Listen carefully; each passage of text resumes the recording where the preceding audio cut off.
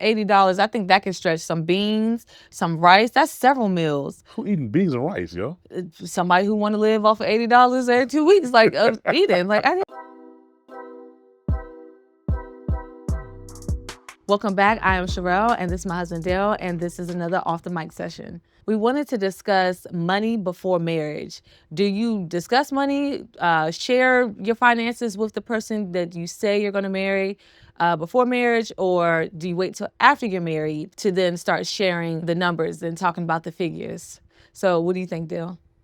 I think for those who think it's wise to do so, I would say definitely discuss it before marriage. But me, like, I would say I would have to be engaged to somebody, like me and you, like you and I were. I would have to be engaged to somebody to want to discuss my finances, because I've always been under the belief that if you're my girlfriend, you're not my wife, and there's just a level of depth. I was never really willing to go with a girlfriend, and and discussing finances was just one of them.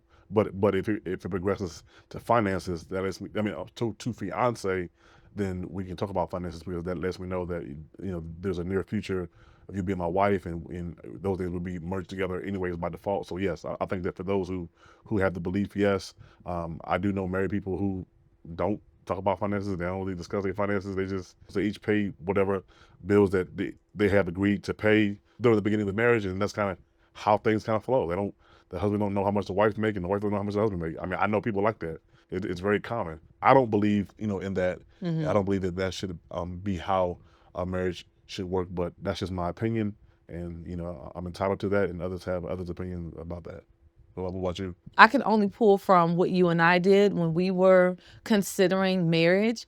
And hear me out. I don't think we spoke about money, but it was almost, I feel like it was like one or two conversations. Yeah. It wasn't in depth. You didn't know how much was in my account. I didn't know how much was in your account, but we talked about debt. And I think that debt actually unlocked a lot of things for me when it came to,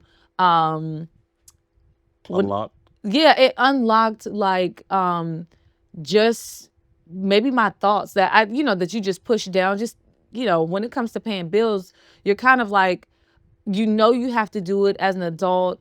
You know that they come every month, or certain bills come every month, but you don't realize how either disorganized you are, or just or the feelings that you have surrounding money and surrounding bills and debt, until you have to like go and sit down with somebody else and discuss those things. Yeah, I agree. And I think it was not unlocked in a bad way, but it was just more so like, yeah, why don't I pay my bills? Like, why don't I, I know I got to pay certain bills. You wasn't paying your bills? Back then, phone plans were crazy. You could, get a new phone or whatever. It was just those type of bills where I would, you cancel a phone plan and then they send you the bill, and I'm like, oh, it's $200, and Okay. yeah. And so I paid them, but I didn't think, oh, maybe I could pay it off, or maybe, it's like, well, I don't have $200 right now. When you're young and broke, or just hadn't seen how money was managed growing up, or you've seen how money was managed growing up, you kind of mimic those same behaviors in a bad way, because like when a bill comes in, it may trigger you to thoughts or feelings of stress or not having enough, and just instead of paying it, you just get almost stuck. Like you see the bill and it's like, oh, what am I going to do? Even if you are making enough money to pay it. Yeah, I mean, I've spoken to some gentlemen that have said that they were going to marry a young lady, but when they found out how much debt she was in, they decided not to. So I mean, I guess you're right, and I guess like if you're marrying somebody, or if you're desiring somebody to for marriage, and you find out that they're in a lot of debt, I mean, I think that's just something that you may be like, nah, I'm good. Especially if you're somebody that you've managed your money pretty well, you work, you don't make a lot of money, but because oftentimes the misconception is that we have to make a lot of money in order to manage our money, and I think that, I mean, that's true to an extent, but I think for the majority of us, it's more so about money management, and am I saving the extra dollars or a few dollars that are coming each week or bi-weekly or a month, or am I just spending everything until my next check comes? So I mean, when I've heard guys say that, I'm like, wow, really, that's shallow. But then I guess it's not shallow because again, if you're somebody that has spent your life being disciplined financially and you've saved up every dollar to buy a house or to pay off a car, and the person that you're with, they're very frivolous with money, it's like, well, I don't want to be with that person because it could cause us financial ruin. Yeah. I mean, do you think that's shallow? Mm, I mean, it is. It is. I mean, I would say oh, to not want to be with someone because of the the debt. amount of debt that they may have. Yeah. Well, hear me out. Like, because the Bible calls us to be prudent, and really consider our steps. In so many different parts of the Bible, it talks about diligence. I think yes and no. Um, like, if someone has a lot of debt, what is the reason for the debt? And I think if you can get to the root of that, I think that's different, like, are they in debt because of gambling habits, because of drug habits? Are they in School debt? loans, Yeah. Are they in debt because of school loans? Are credit they in card. debt because of, credit card loans, and why? And what, depending on, like, if you love that person, and it's like you already kind of determined in your heart, like, yeah, we're gonna get married, we're gonna do this thing, and then finances come up, you start planning the wedding, and money comes up, it's like, okay, either we're going to hold off to pay these things off. We're going to hold off on maybe the bigger wedding to pay these things off. But, that does affect, a lot of your lifestyle. It Yeah, does. yeah, yeah. Like what cars you will drive, where you will live, what type of I don't know, travel or food you would eat, because it kind of like I said, unlocks for me, just kind of my upbringing of how I seen the adults in my life react to bills, react to money, how they handled and mismanaged or Yeah. maybe managed their money. If for somebody who's living in poverty, is it really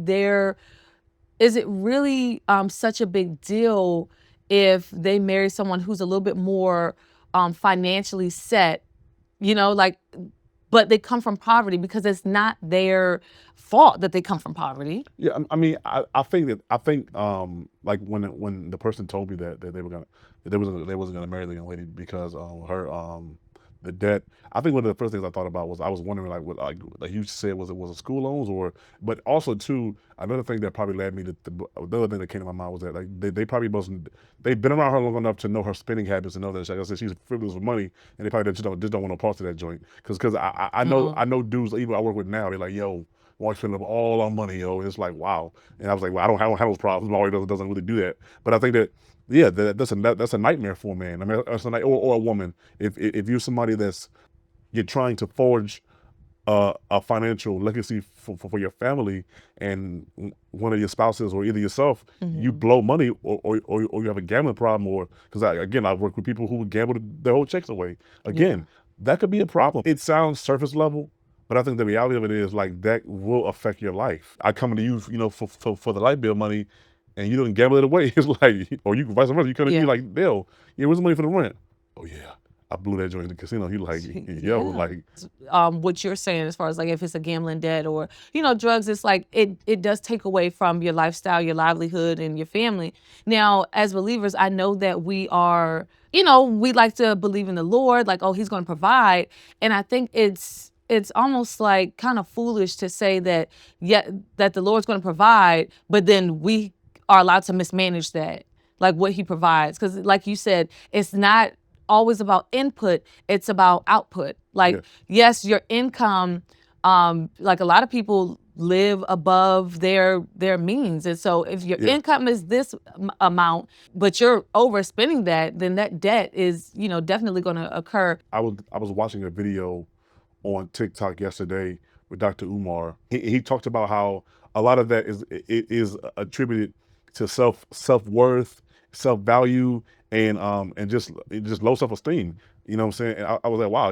I mean, I've heard that before, but I was like, wow. I guess I never thought about that. Like why does somebody who can be wealthy doesn't really feel the need to make others know on behalf of wealthy? Like they don't really care.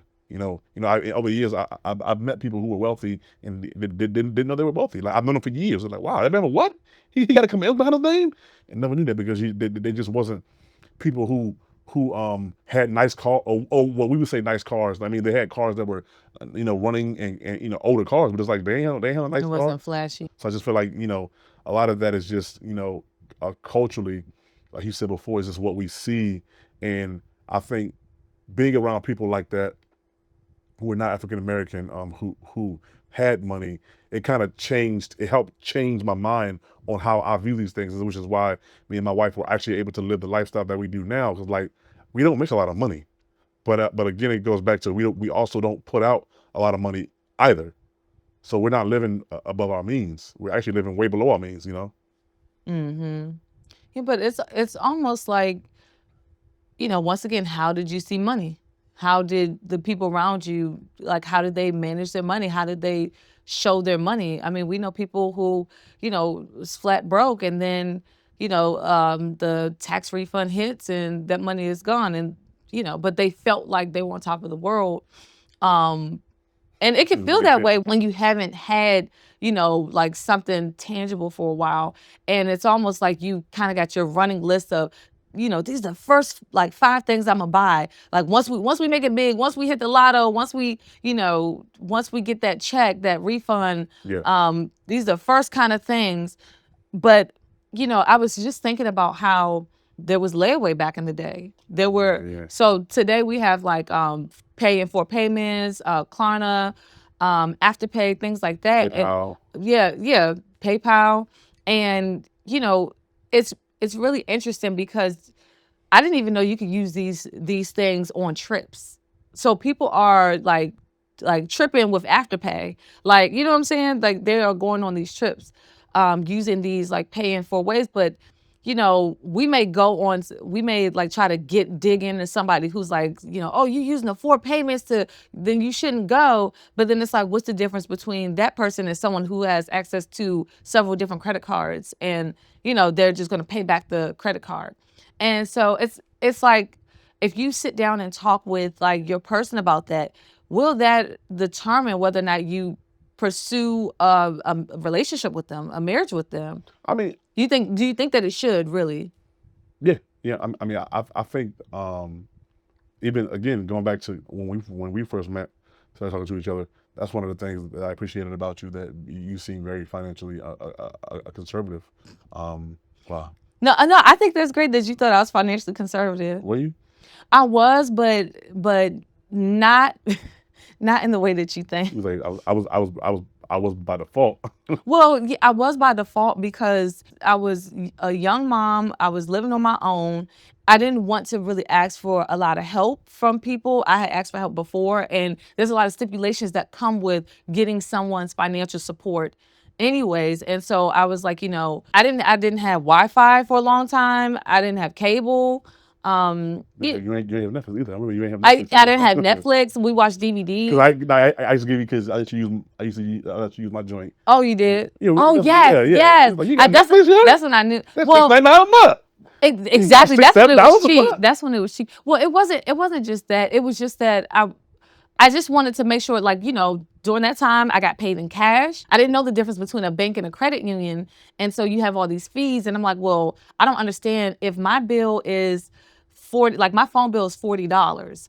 Why do I have to keep $42 in my account? Like, in hopes that you don't take my money so I can't pay my bill. And because I got paid in cash, I didn't always have time to run to the bank.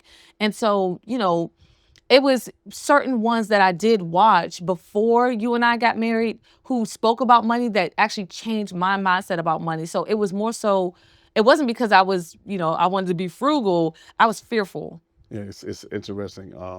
You were talking about people using credit cards and things to go on trips. Mm-hmm. I was watching again on TikTok. She got me on TikTok. It's funny. Before this year, I never really was on TikTok. I was like, "What? Really? Just whack, just trash." I would never go in that joint. She tried to. My wife and a friend of mine baited me into that joint. They managed to reel me in, and now, but I was watching a video yesterday. There was a guy. I don't think he was a millionaire, but but one of the things he was speaking to one of the things you were talking about, and what he said was that like he was like a lot of the things that working class people are trying to do, like trips and going here and going there. He was like, you do realize that's for like the like elite, like 1%ers, right? And he was just actually breaking down like trips to a trip to like Dubai or a trip here and a trip here there. He was like, you do realize that type of money is not for people that's working and paying bills and living check to check, right? He was like, you do understand that, right? And I was like, Oh, like the I was, lavish trips. yeah, I Oh, was like, you know what? okay. He's actually right because like, how many trips do we go on a year? I was like, you know, he's actually right, But and that's we actually have the money to go, but we just choose not to. And I was like, you know what?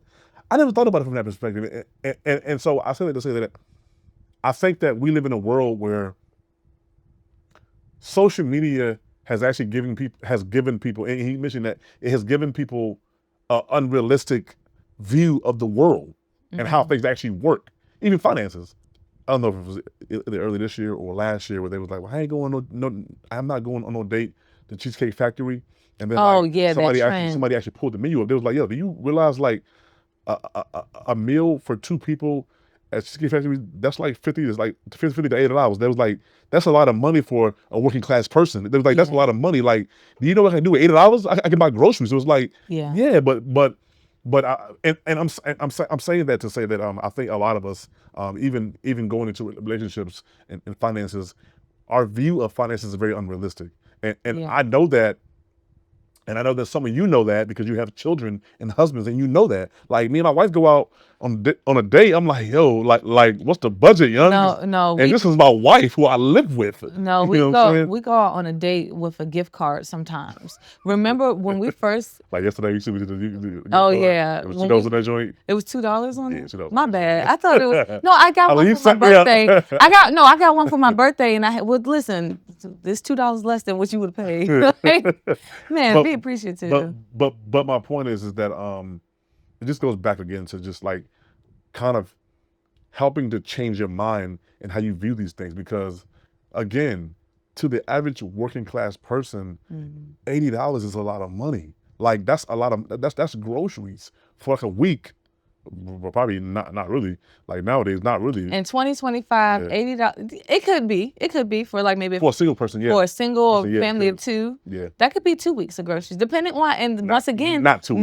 no, depending, once again, depends on how you eat, what type of lifestyle you want to Noodles live. and sandwiches, yeah. No, I hope sandwich bread is not like what, $30 and then and noodles, because noodles is a couple cents. Like 2 weeks for $80 is a stretch, Charel. it just Stretch. depends on. Listen, okay, all right. If you're eating at home, Yeah, that's different. yeah, no. If you're eating at home, $80, I think that can stretch some beans, some rice. That's several meals. Who eating beans and rice, yo? Somebody who want to live off of $80 every 2 weeks, like eating. Like I just, Yeah, so I think it can be as realistic as you want it to be.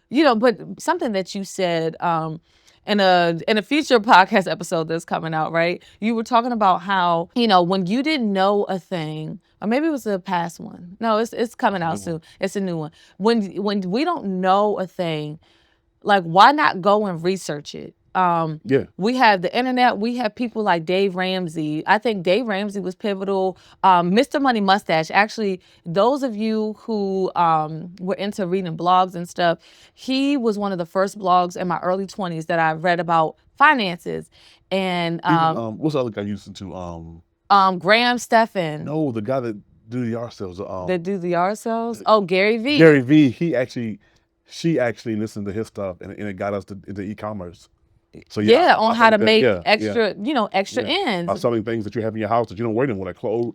Not saying that they look old, but older clothes that you don't Well- wear, shoes, boots. Like, to your point about the if you don't know something, just research it. And from you looking up Gary Vee, it led us to do. It was Dave Ramsey who E-commerce. helped with that, because Dave Ramsey had a saying, sell everything to the, like, when you're trying to get out of debt, sell everything to the point where the kids are going to think that you are about to sell them next.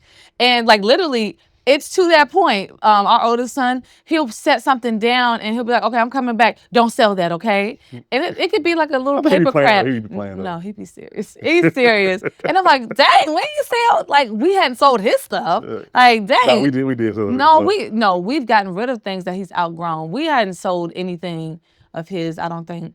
No, I think you sold a drum set, but he wasn't playing with that thing anyway. But yeah, but it's almost like, you know, like you could find things around your house. You can when we were moving, I think you started selling everything when we were moving because you were like, because "Oh, I just we're not didn't. going to need it." Yeah, And what's the point of DJ paying? equipment. Yeah, I just didn't. No, you sold our kitchen island, and I love that thing. You couldn't come. We have an oven in this house. I know, but it was okay.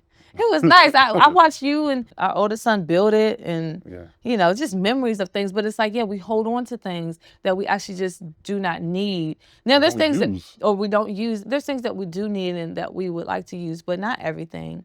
And it's like, well, that actually made a difference by maybe like, our one or two discussions. Same with like, I don't even think we shared a bank account until after we got married. Like I remember sitting there after we got married, you and Going I for that. sitting at the Maybe bank. federal. Yeah. Yeah, and I mean I think that's something that we should we should be able to discuss before marriage. And I think that people get into that like too soon. And then let's say the engagement fall off and then it's like, well, you know, we got this joint account and like you're trying to move on with life, but then, you keep getting drawn back to like this money. Yeah. And I mean, yes, there's a lot of things that tie us together. Ties two people together becoming one, but it's almost like, how do you handle it? How would you go about doing those things? And to show that, I can be trustworthy. Because I was thinking, I never really asked you I didn't ask you how much money you made. I didn't ask you how much money you had in the bank. But for somebody else, that might be really important. You didn't ask I me. have none. That's why. Well, And you ain't have none either. excuse me. I didn't have it in the bank because I got paid in cash. That's why. Whatever. But no, I got paid in cash because then when we first got married, I would be like, oh yeah, I got money. And then you would be at the store, like, and the card was declined, and you would call me and be like, yo, you said you had money. I'm like, oh, you didn't ask me for the cash. So I got paid in cash. So that's something else. Like the journey of getting married when you're young. yeah. I mean, and also getting married when you're young and you come from like history of poverty in the grand scheme of things. Like we may be was it hundredaires, thousandaires? That's what we call it, thousandaires, not millionaires. But it's just in the grand scheme of things, we don't have a legacy or generations who have come before us of money that they've passed down, of wealth that they've passed down, whether it be in real estate, in our banks, in trust, and things like that. So when you are starting from scratch, I think you do have to kind of give that room to learn because when it comes down to it, do you love the person or not? Do you want to be with them? Do they want to be with you? And are you willing to talk about these things? Because it will shape how you navigate in the decisions that you make in your life. Exactly. Yeah, it's a necessary conversation that has to happen between two people who would like to get married. Again, I think my opinion on things are like, if you're not my wife or her, if you're not husband, then I wouldn't try to merge two accounts together and go that deep into it. But I mean, if we're engaged, and I think the conversation needs to be happening on how we're gonna do things, and just kind of going forward, like how we're gonna move, how do we view money, and like, well, why do you view money that way? Because again, a lot of the things that we want to do or do is really, it's just social media. It's like, because when I was a kid, and me and my wife had this conversation like years ago. We had a podcast years ago talking about I think I don't remember what it was about, but I think it was like, well, um, back when I was saying how my uncles and aunts on my father's side of the family have been married since I was a little kid and still married to this day. And I'm like, when they got married, it's like people understood back then, like, hey, I'm a school teacher, you work at Pepco or whatever. We just average people. We're not trying to Right. go on a trip to the Bahamas every year. We're not trying to go to no trip to Hawaii every year, or we driving a Mercedes Benz or Lexus.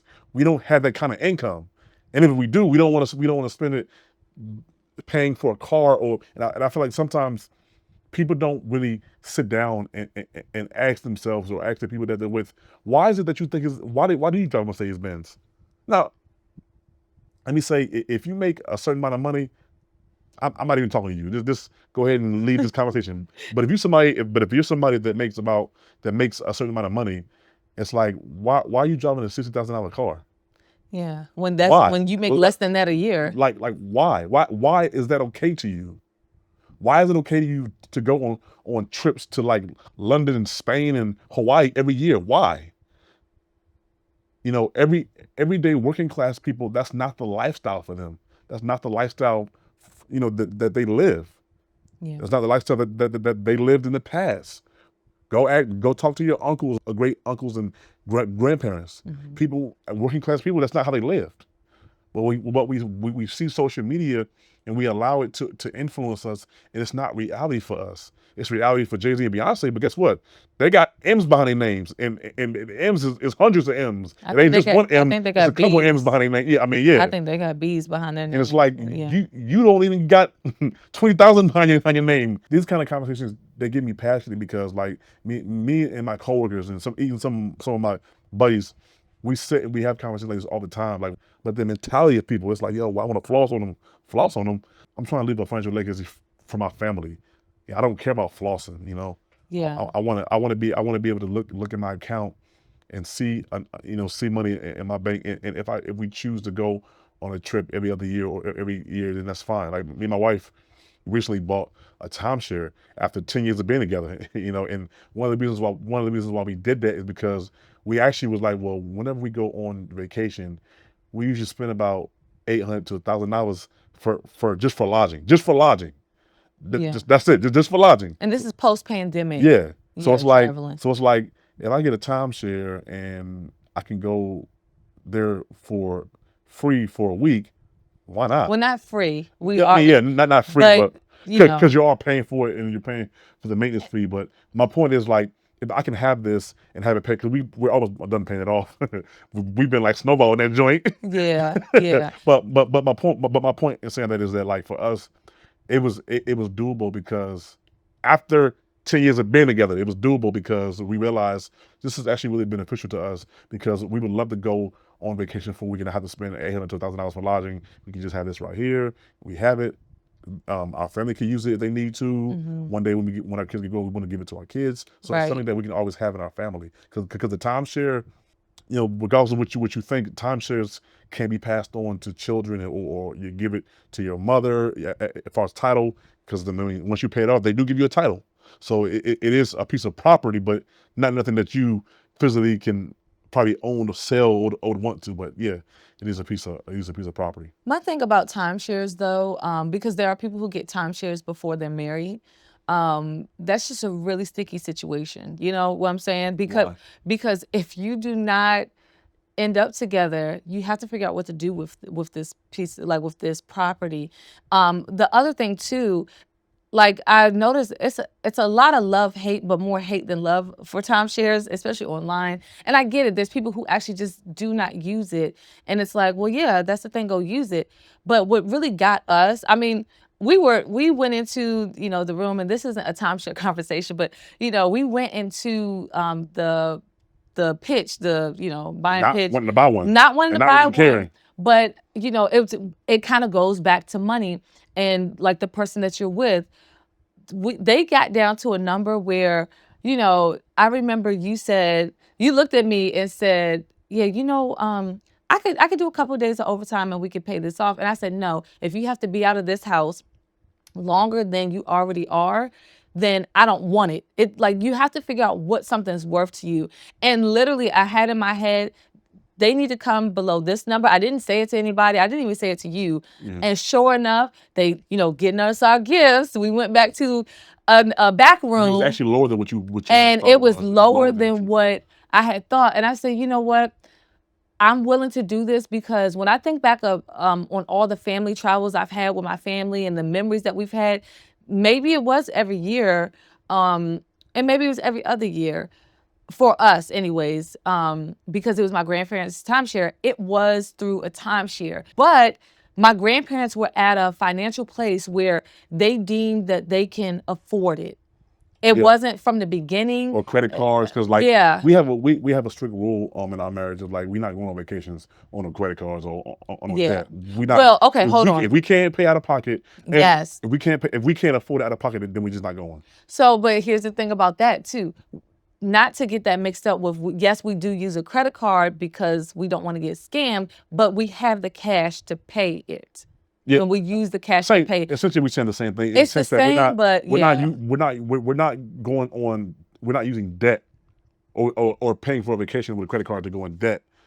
You know what I'm saying? Yeah, yeah, For a trip absolutely. that we really can't afford. Absolutely. That's what I'm saying. And maybe No, yeah, clean yeah, it up a little bit. yeah. We're saying the same thing.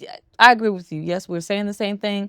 But you know, and kind of the last thing I wanted to say, just do you really trust your person? Like, do you trust the person that you are like saying that you want to be married to? Because as I'm listening to you, I'm like, there had to be a lot of trust for us to live on one income, for us to merge our bank accounts. There's a level of trust that I had to grow in with you. And conversations that have to be had even over the years, like over and over again. Like, hey, yeah, like one of the things that that's what my father and Lord said to me. He actually pulled me aside to this. He said this to me several times. Hey, listen, if your wife is gonna be home, you know, taking care of y'all kids. Well, he said your kids, take care of your kids. He was like, you can't throw in her face that, hey, I'm paying all the bills. What's going on? He said never do that. Never leave that. Never let that leave your mouth ever.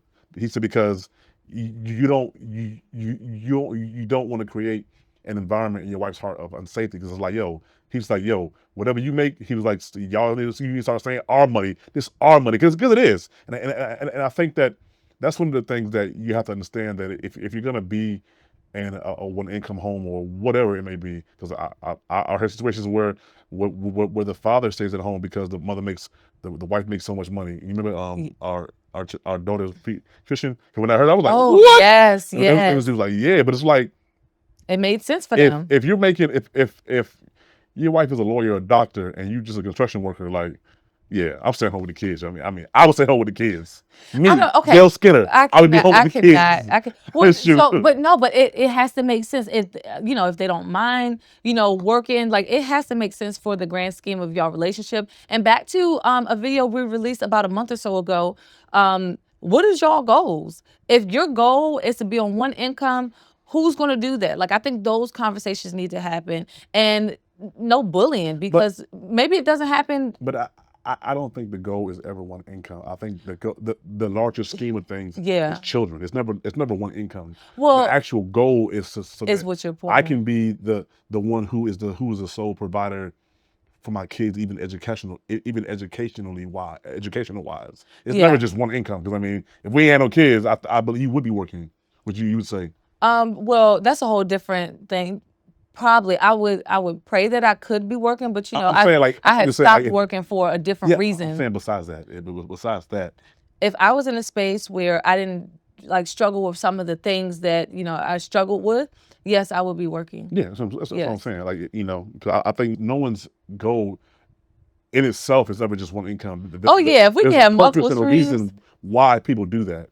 Is a purpose, the reason behind it. Whether it's sickness, it's kids, it's taking care of, you know, in-laws or whatever it is. There's never, no one ever just wakes up, hey, you want to live on one income? Like, no, that's not reality for people, you know. Yeah, it's like I forget the comedian. You want to go to Applebee's with me?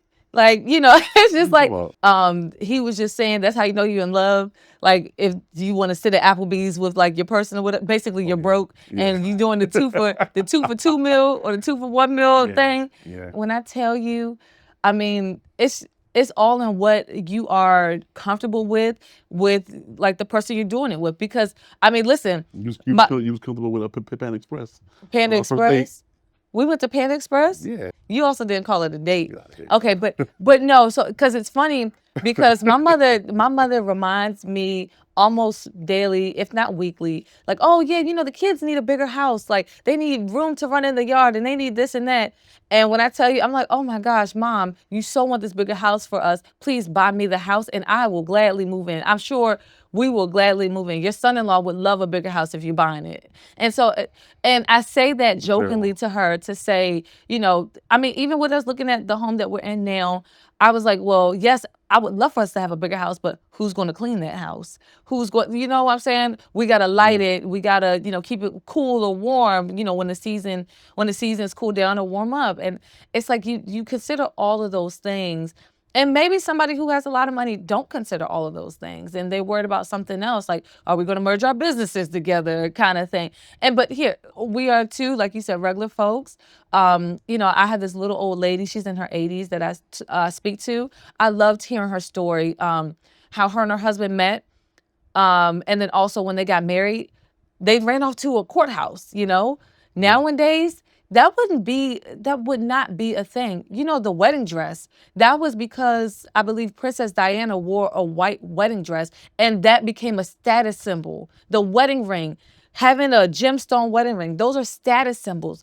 Do you want to be in a marriage where you guys are doing things that are status, like, you're getting status symbols, which is fine if that's what you want and that's what you two agree on?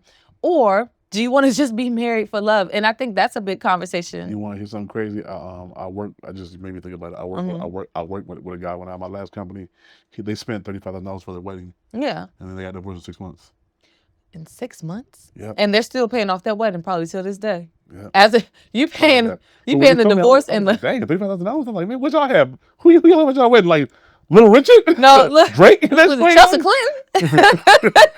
But I was like, wow. I was like, man, that's tough, yo. But it's like, yeah, people do that though. I feel like some of the best advice people gave us when we got married is spend more time on the marital counseling and before the wedding eve and after the wedding, because you'll spend more time on the actual wedding and not enough time on yourselves, and you'll end up, like the guy I used to work with, you end up divorced in 6 months, because you spent more time on the actual wedding, which is a one day. That's one day.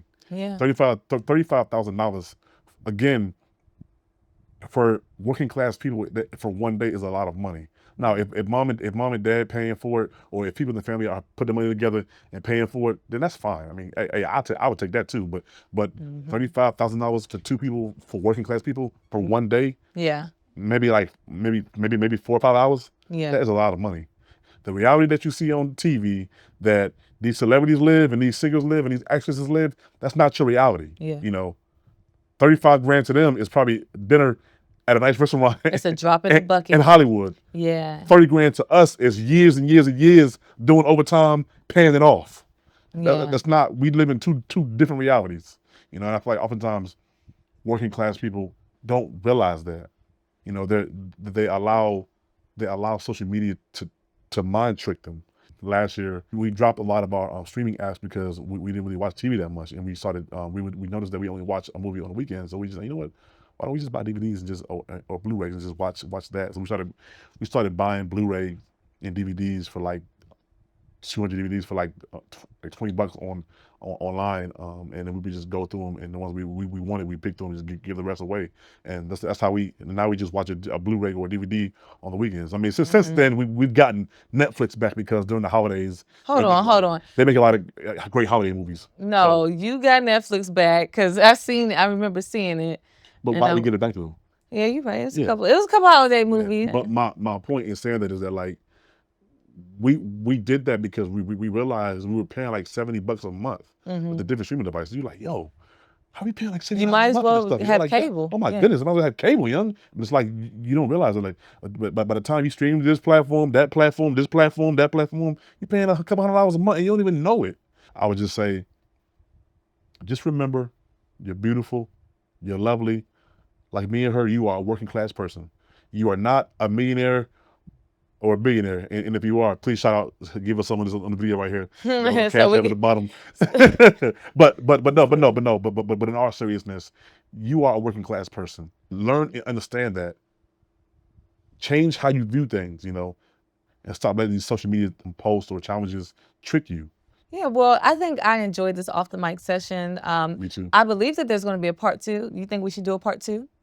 Of course. Yeah, we can. Yeah, we can. Okay, so there's going to be a part 2 on here, and definitely check out our About This Love podcast on any of your podcast streaming Platforms. any of your podcast streaming platforms.